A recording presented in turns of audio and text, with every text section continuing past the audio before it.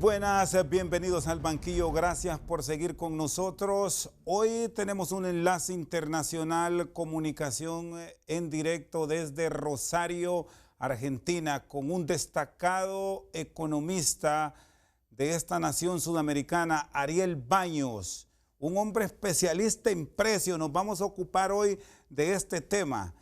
Y hemos destacado este enlace a esta tierra de las Pampas argentinas que nos trae mucho recuerdo. Es la tierra de uno de los hombres más famosos del mundo. Es la tierra de Lionel Messi. Y para que no se me resienta, Ariel, es la tierra de Di María. Buenas noches, un fuerte abrazo. ¿Qué tal, Rosendo? Un gusto estar con ustedes y bueno, muchas gracias por la invitación. Bueno, en principio, en este mundo de confinamiento que vivimos, al principio de la pandemia llamó poderosamente la atención decisiones de gobierno. Se generó mucha especulación, sobre todo en equipos de bioseguridad, y vino una fijación de precios. Esa fue una buena medida. ¿Cuál es el análisis meses después de que ya hemos avanzado, que conocemos sobre la pandemia, que ustedes, y en su caso particular, Ariel, como un especialista en precios, nos puede comentar? Bueno, eso fue una consecuencia muy negativa. Es lo que nadie quiere ver, que es que justamente haya empresas que se aprovechan de las necesidades, de la urgencia, de la enfermedad, y los precios suben a niveles que son exorbitantes. Eso finalmente termina dañando la imagen de las empresas, y es que porque las empresas no solo quieren vender en este momento, quieren seguir vendiendo a futuro. Entonces, los consumidores van a empezar a considerar ese tipo de acciones. También lo que hay que decir es que son situaciones muy momentáneas. Cuando se regulariza la cantidad, la oferta, por ejemplo, de mascarillas, alcoholes en gel, productos de sanidad, cuando la oferta va aumentando, los precios tienden a caer. O sea, son situaciones muy puntuales, pero la consecuencia es muy negativa y de ninguna manera es recomendable que las empresas entren en ese tipo de juego. Porque son ganancias de corto plazo, pero afectan a la imagen permanentemente en forma negativa. Bueno, de hecho, Ariel, es el comportamiento casi general del inversionista, alejarse un tanto de esas políticas de fijación, porque incluso genera hasta competencias extrañas dentro de los mismos empresarios en la producción de un determinado producto. Bueno, cuando hay competencia es justamente cuando esto no ocurre, digamos. El tema de los precios crecen de una manera exorbitante cuando hay poca competencia, cuando son pocas las empresas en el mercado que tienen los productos, cuando hay alguna restricción, por ejemplo, para importar un producto, para producirlo, ahí se produce la suba muy grande de precios. Cuando hay condiciones de competencia, cuando yo abro el mercado, cuando permito que entren nuevos competidores, cuando estimulo a las empresas a vender, a ofrecer los productos, ahí los precios tienden a bajar. Entonces, lo más sano es que existan condiciones de competencia. Lo que a veces, bueno, lamentablemente no en todos los mercados ocurre, o no ocurre en el momento indicado, no ocurre cuando está esa necesidad urgente de tener el producto por una cuestión de salud, una cuestión de necesidad inmediata. Entonces, en ese momento, uno ve que los precios se disparan, pero ya les digo, eso tiende a acomodarse con el tiempo, pero bueno, hay gente que, lógicamente, en un primer momento se siente muy afectada por esa decisión de las empresas. ¿Qué tanto daña, Daniel, estas políticas? Porque en una economía comprimida como estamos viviendo hoy en el mundo, producto del coronavirus, están saliendo muchos productos Sí, sobre cosas puntuales. Hablamos de los barbijos, de los tapabocas o mascarillas, de los gel de manos, sí.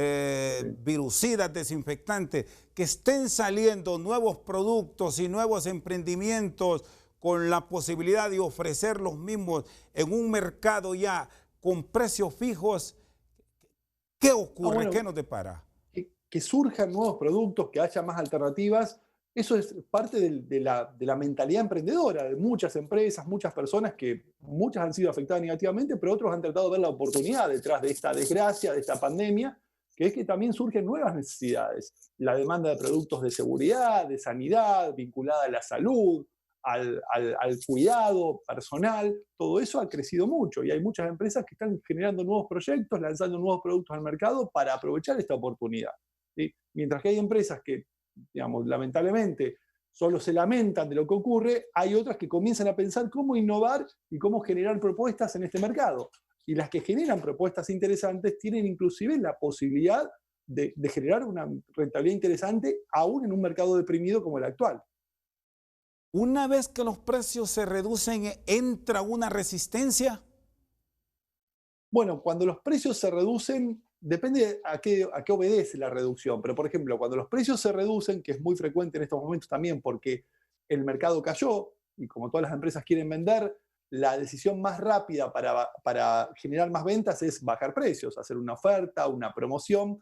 En ese tipo de situaciones, el gran riesgo que hay para las empresas es lo que se llama la guerra de precios. ¿Qué es una guerra de precios? Es cuando una empresa baja precios, ¿sí?, para vender un poco más, la otra empresa lo imita, otra lo imita, entonces todos quedan compitiendo en niveles mucho más bajos, con menos rentabilidad, y por lo general los volúmenes vendidos no cambian demasiado. Y eso es terriblemente peligroso, porque una vez que los precios bajaron, se deprimieron, una vez que yo acostumbré a mi cliente a comprar por la oferta, por la promoción, por el descuento, es muy difícil después desactivar esos descuentos.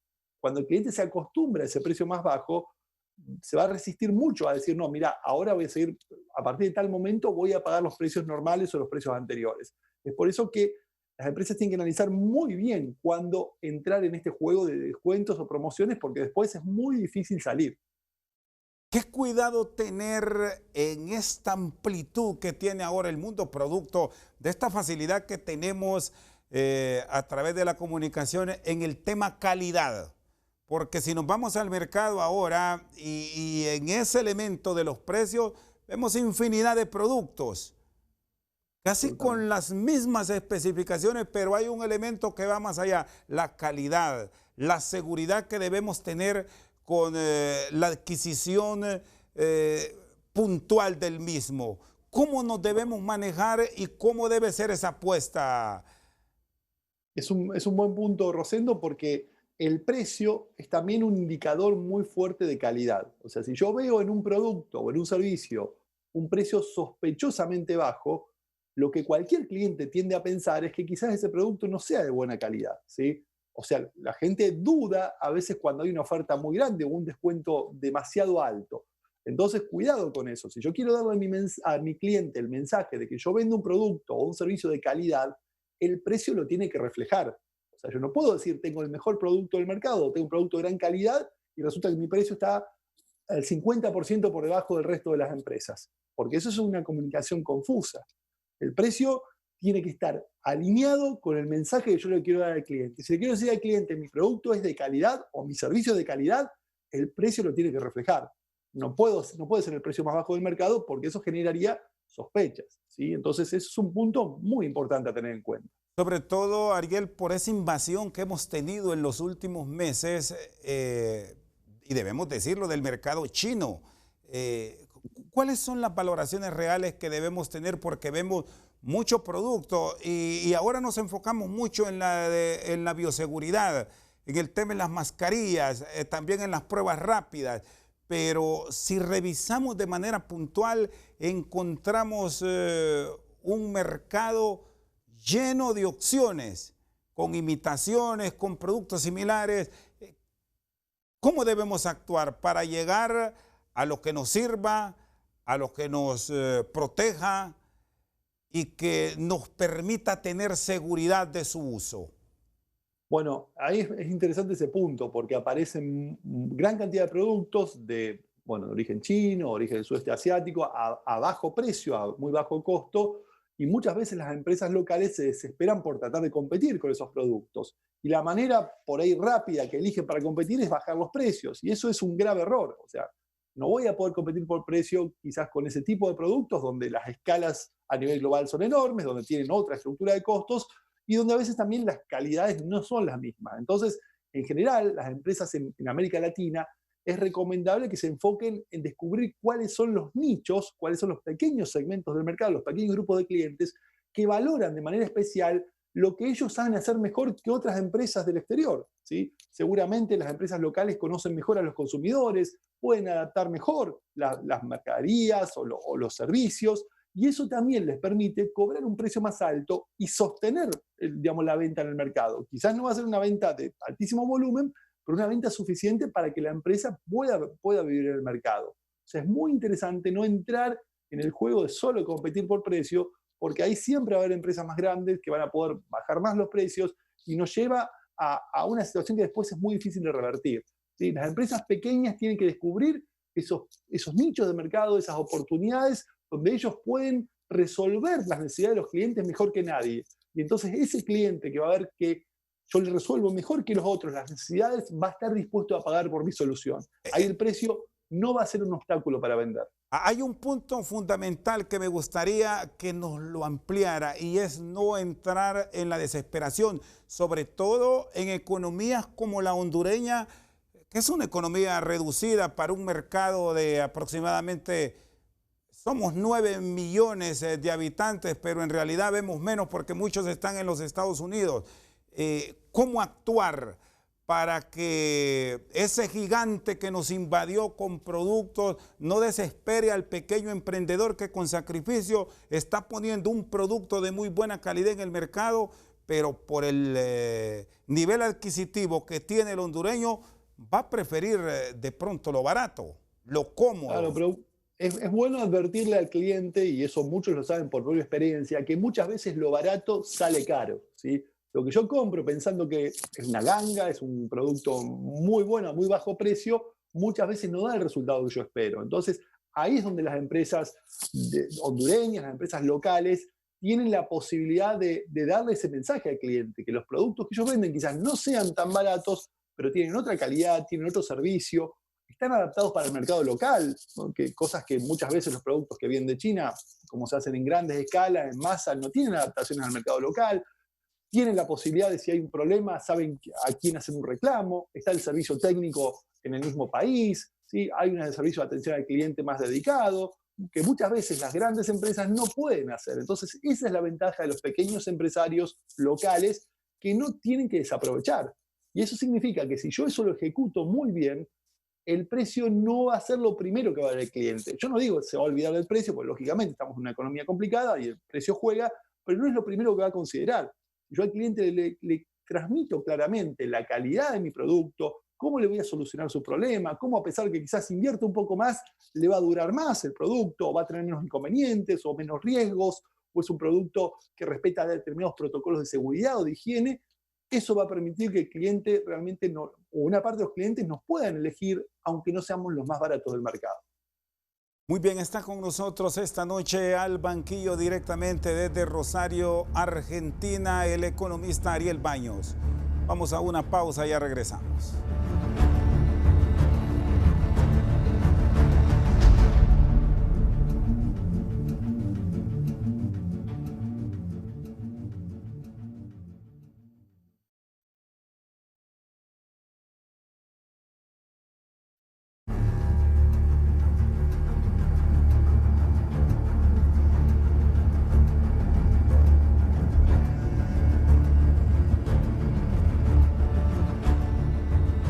Seguimos al banquillo con el economista argentino Ariel Baños, es especialista en tema precios.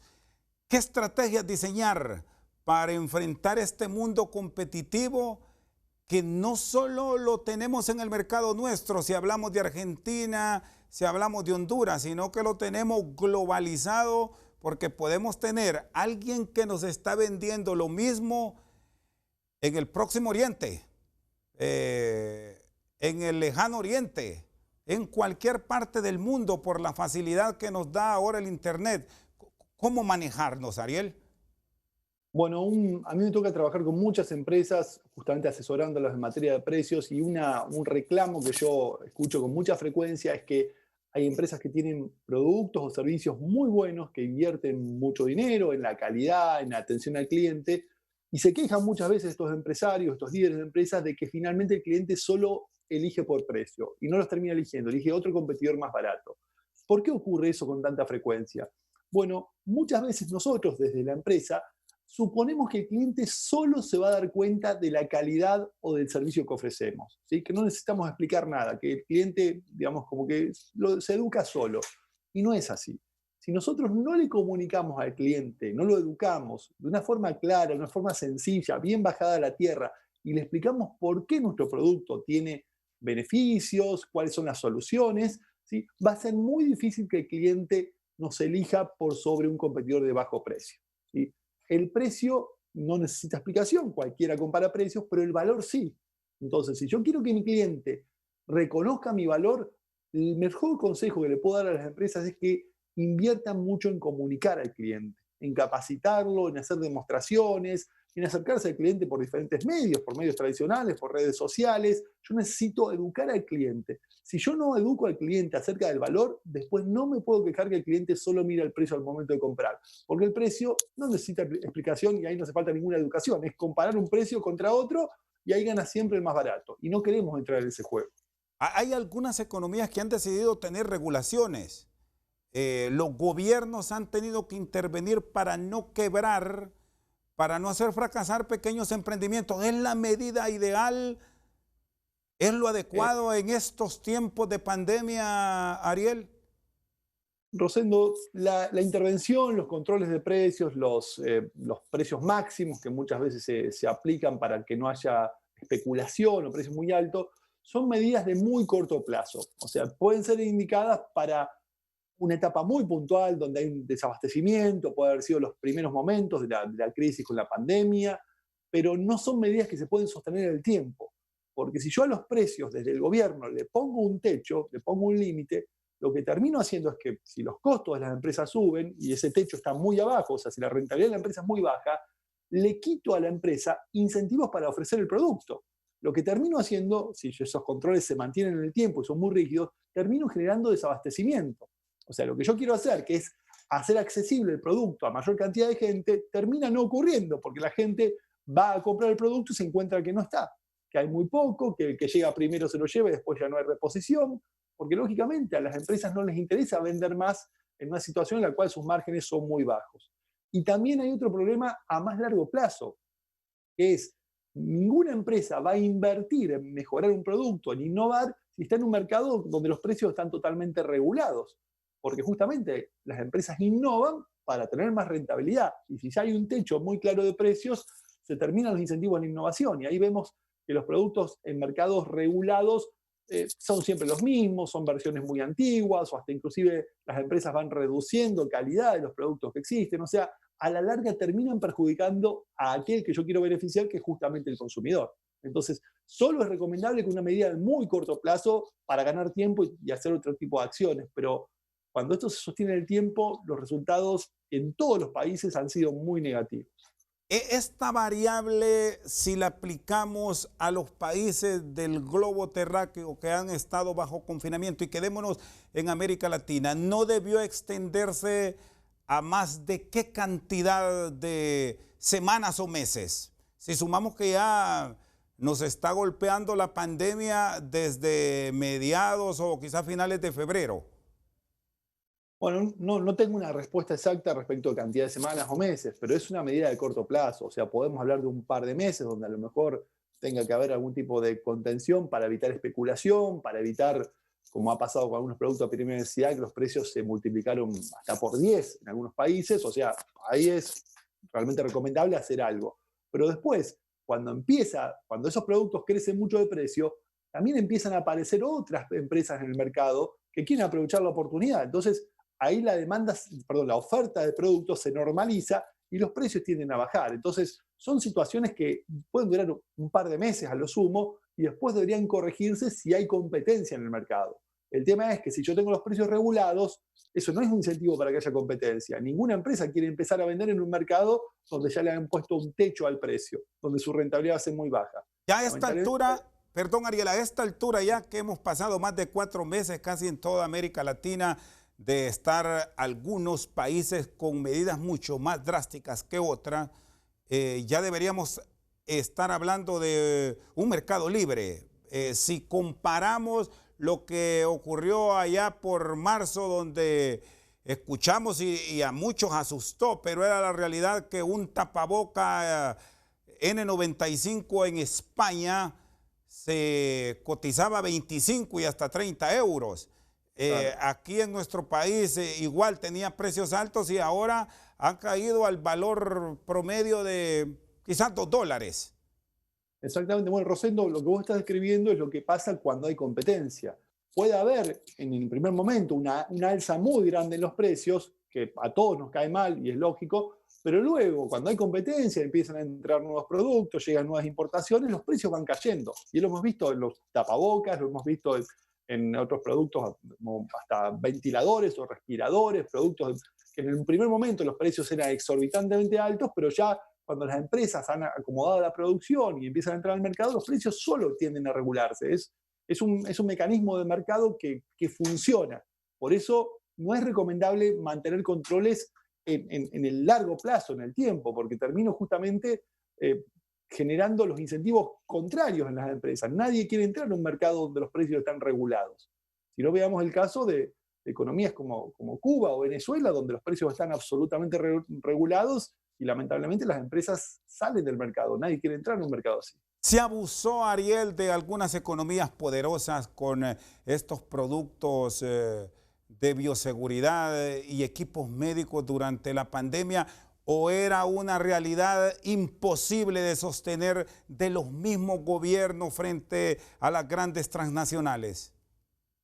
Lo que pasa es que esta pandemia tomó a todo el mundo desprevenido, o sea, porque realmente ningún país, inclusive los países más avanzados, estaban preparados para esta situación. Entonces, ante estos sucesos que son casi impredecibles, y era lógico que ocurriera algo así, que en el corto plazo los precios de estos productos de primera necesidad subieran mucho, pero bueno, ya hoy en día se están empezando a acomodar, ya están empezando a caer, a bajar, aparecen nuevas ofertas. Lamentablemente creo que no había muchos elementos para poder evitar eso. Fue otro de los costos, este no fue un costo en salud, pero fue un costo económico de no haber podido prever una situación tan dramática como la que estamos viviendo a nivel global. Aquí encontramos una claridad que nos desnudó en nuestras economías y particularmente aquellos mercados en donde no ha existido un orden adecuado. Sí, sí, por supuesto, ha habido mercados donde lo han sufrido más las empresas y los consumidores, ni hablar. Por supuesto, no ha sido igual en todos estos mercados, porque de hecho había países con situación económica mejor que han podido ayudar más a las empresas, le han otorgado subsidios, créditos blandos, y otros países con menos recursos económicos, ahí lamentablemente las empresas y los consumidores, ni hablar, han sufrido mucho más. Deben ser más benévolos a sabiendas de la situación que están enfrentando muchas empresas, los gobiernos, el Estado como tal, en ser flexibles y apoyar estos emprendimientos para no dejar caer la empresa, Ariel. Sería interesante, por supuesto, eso depende mucho de los recursos que tiene cada estado. Como te decía, hay estados donde los recursos son importantes y lo han podido hacer y otros no. También es importante distinguir que no todos los sectores de la economía han sufrido de igual manera. Entonces también las ayudas del Estado deberían ser bien selectivas. Hay sectores como por ejemplo la hotelería o las líneas aéreas donde ha sido desastroso, catastrófico esto. Y había otros sectores como por ejemplo la venta de alimentos donde no ha habido una caída tan dramática, tan drástica. Entonces cualquier tipo de ayuda tiene que tener una perspectiva segmentada. No tengo que ayudar a todos por igual. Entonces eso permite que los gobiernos optimicen mejor sus presupuestos y realmente ayuden más a los más necesitados en este caso. Por cierto, y lo planteábamos al inicio, ya que me trae a discusión el tema de los alimentos. La costumbre cuando se generan presiones en el mercado, al menos pasa aquí en Honduras y es muy común en muchos países de América Latina, es ir a fijación de precios. Eso no fue lo mejor desde su óptica con el manejo de costos. Absolutamente no. Fijación de precios, me imagino que te referís a fijaciones por parte del gobierno. Correcto, es lo sí. que hablábamos antes. Termina matando los incentivos para proveer más alimentos, para mejorar la calidad, para que entren nuevas empresas al mercado a vender ese tipo de alimentos, que eso termina finalmente favoreciendo al consumidor. Entonces, los controles de precios es un efecto positivo en el muy corto plazo, muy inmediato, donde a lo mejor ahí podemos ver que baja un poco el precio, se hace más accesible, pero después a la larga termina generando muchos impactos negativos. Escasez, faltantes, mercados negros de alimentos donde las empresas venden el producto pero a precios más altos de los regulados, y esos ya son, lamentablemente, son casos muy estudiados a nivel internacional y nunca han funcionado esos controles, ¿sí? A lo sumo le permiten ganar un poco de tiempo al gobierno, pero la verdad que el control no termina dando resultados positivos. Está con nosotros al banquillo el economista Ariel Baños esta noche directamente desde Rosario, Argentina. Vamos a una pausa, ya regresamos.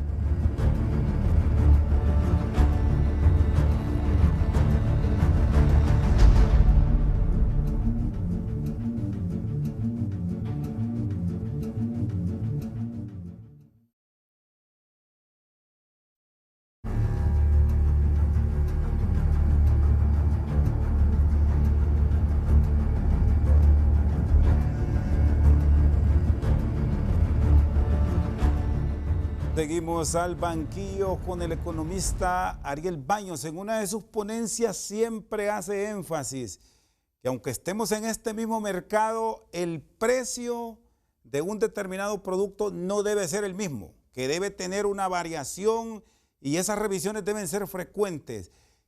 ¿Qué se capta con eso? ¿Qué beneficios trae para el productor estar con esos cambios frecuentes? Bueno, es interesante lo que comentabas, Rosendo. El precio no debería ser igual para todos los clientes. ¿Y por qué razón? Porque lo que yo vendo, lo que una empresa vende, no es igual de valioso para todos los clientes. O sea, para algunos clientes yo soy Messi, soy el mejor y el precio está fuera de discusión. Y para otros clientes soy uno más de los tantos que hay en el mercado. Entonces, aunque mi costo haya sido igual, mi precio no tiene por qué serlo. Yo tengo que reflejar en mi política de precios esas diferentes valoraciones y cobrar distintos precios. Pero cuidado, que no se malinterprete. Esto no quiere decir que voy a cobrar según la cara del cliente o según lo que se me ocurre. Significa que a través de una política clara, transparente, yo voy a definir a quién le voy a dar descuentos y a quién no. Y a aquellos que le voy a dar descuento, no es que le voy a dar descuento porque sí, porque se me ocurrió, sino que voy a tratar que ese cliente me demuestre que el descuento es realmente importante para él. Por ejemplo, si yo supiera que los clientes más grandes o las familias numerosas son aquellos que más necesitan el descuento, yo podría poner una condición de volumen para dar el descuento, ¿sí? Quien compre más de, no sé, 5 unidades tiene un descuento. Ahora, quien compra una sola unidad no lo va a tener.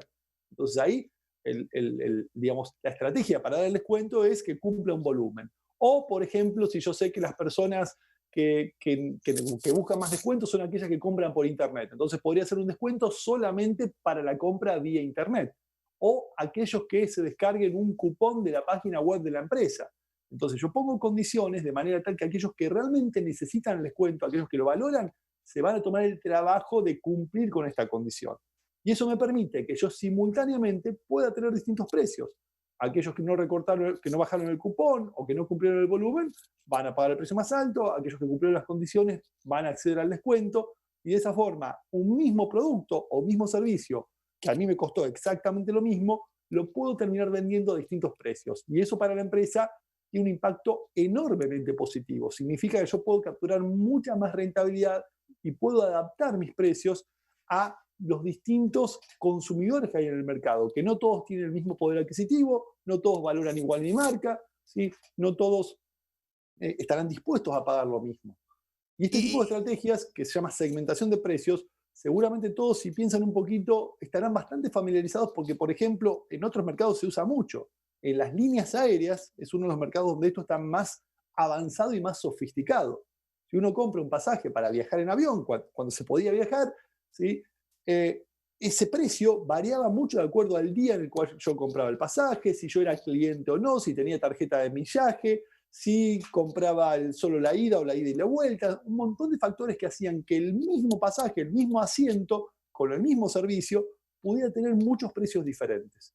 Entonces, esa es una política que utilizan las grandes empresas y que realmente está al alcance de cualquier empresa de cualquier tamaño y permite capturar mucha más rentabilidad. Eso se llama segmentación de precios y es una gran oportunidad en materia de estrategia de precios para todas las empresas. Y los mercados de estas economías en desarrollo que resultan un tanto más resistentes a estos cambios, percibe que los cambió la pandemia, que ahora sí vamos orientados a este tipo de estrategias.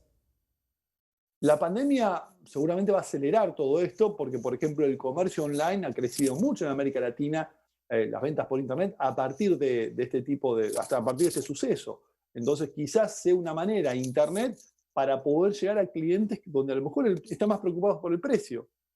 Internet en general es un mercado donde comparar precios es mucho más fácil, a diferencia del mercado físico, donde yo para comparar precios a veces tengo que desplazarme, ir, preguntar, eso implica tiempo. En Internet, con un solo clic puedo tener comparados un montón de propuestas distintas, puedo tener precios del exterior.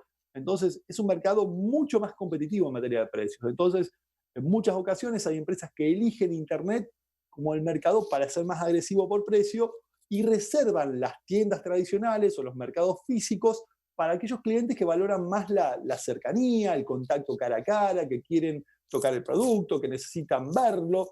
Entonces ese cliente muchas veces está dispuesto a pagar un poco más por esa facilidad de acceso, por llevarse el producto inmediatamente y no tener que esperar a lo mejor una semana o 15 días para que lo entreguen.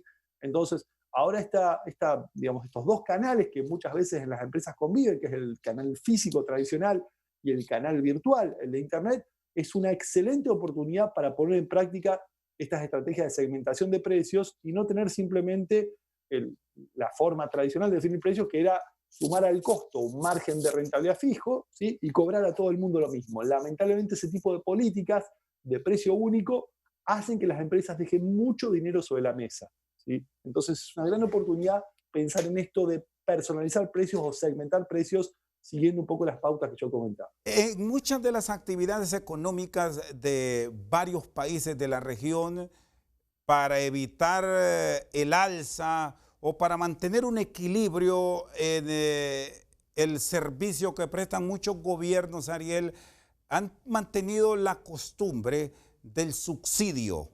Así logra una estabilidad que para muchos es ficticia porque no se está cancelando lo que verdaderamente se debe pagar. Con todo este cambio, esta transformación que nos está generando al mundo el coronavirus, ¿deben mantenerse estas estrategias o es tiempo de sentarse, de analizar y buscar cambios?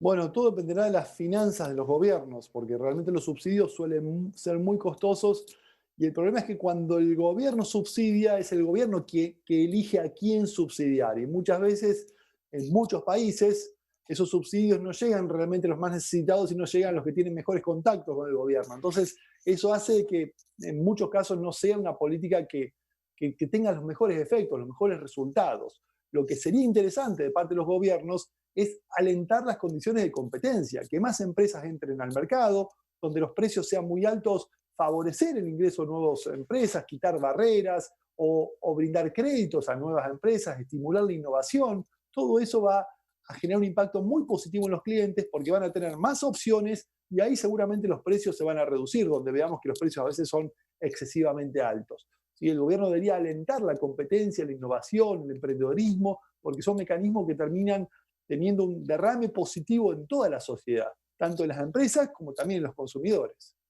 ¿Cómo se deberán diseñar estos planes a futuro en los países de la región para atraer a nuestros mercados la inversión, a sabiendas de la contracción que se está teniendo en el principal mercado, el principal consumidor del mundo, Estados Unidos, está cambiando todo ahora mismo?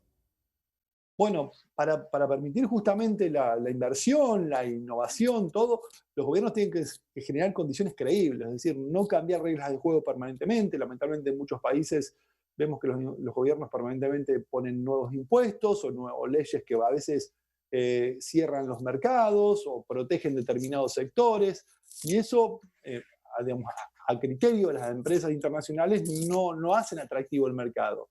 Y hay muchos mercados, sobre todo economías de América Latina, donde la inversión extranjera es muy necesaria para hacer crecer el mercado, para incentivar la producción, para mejorar los procesos productivos. Entonces, los gobiernos deberían generar condiciones donde realmente resulte atractivo invertir, donde uno sepa de que el año que viene no van a cambiar las reglas del juego, sino que estas son reglas de juego de largo plazo, ¿sí? Donde la economía se puede abrir, ¿sí? Por las economías muy cerradas también generan que los precios internos suban mucho, pero no que mejore la calidad ni el abastecimiento a los clientes, sino que se generan precios artificialmente altos porque justamente no pueden ingresar importaciones u otras empresas. Entonces el gobierno debería generar condiciones de competencia para que realmente los consumidores puedan tener acceso a mejores productos y eso va a permitir que los precios, digamos, se acomoden, se nivelen y que haya empresas dispuestas a justamente a invertir en el mercado. Porque esto normalmente pasa en América Latina. Hay sus excepciones de la regla, desde luego, pero es común ver que ofrecemos para atraer, pero luego se produce el cambio. Y sobre todo con los cuidados que se debe tener cuando entramos a actividades políticas, porque lo común es abrirnos, vengan, pero después viene ese cambio de reglas que asustan. Absolutamente, a veces pasa dentro de los mismos gobiernos o con el cambio de gobierno, donde tenemos a veces alternamos gobiernos pro mercado con gobiernos más de economía cerrada, y eso confunde mucho a las empresas, las atemoriza y no hace que las empresas inviertan, que no puedan hacer un plan a largo plazo, que no se animen a innovar, o a veces las mismas empresas locales, si están en un sector muy protegido, ¿sí?, prefieren quedarse con lo que tienen, no invertir más porque total no van a ingresar competidores externos porque hay aranceles muy altos o hay barreras a la importación, y eso termina perjudicando a los propios consumidores internos, porque tienen que pagar precios muy altos a nivel internacional por productos que quizás no son de gran calidad, porque quien los provee, quien los fabrica, quien los produce localmente, no tiene ningún incentivo a mejorar porque no tiene competidores. Entonces la competencia es muy sana desde el punto de vista que nos incentiva a invertir, a mejorar y a justamente ofrecer mejores productos y servicios a precios competitivos a los clientes. Está con nosotros en directo desde Rosario, Argentina, el economista Ariel Baños. Vamos a una pausa, ya regresamos.